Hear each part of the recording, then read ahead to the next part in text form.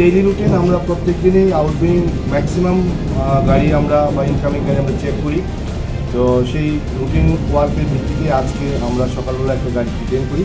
গাড়িটার নাম্বার হয়েছে AS01EE5636। সেই গাড়িটির মধ্যে সিক্রেট একটি চেম্বার থাকে।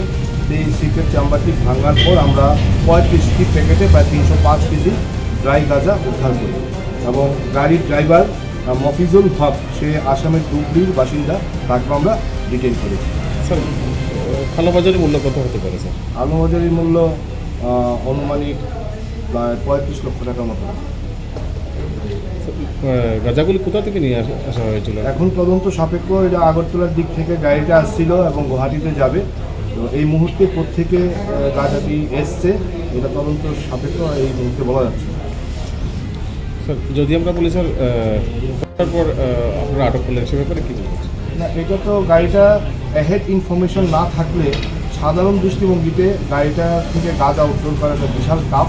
কারণ এটা সিক্রেট চেম্বারটা এরকমভাবেই তৈরি করা হয়েছিল যে এক নজরে দেখলে এটার মধ্যে এত পরিমাণে গাঁজা আছে এটা কেউই ভাবতে পারবে না।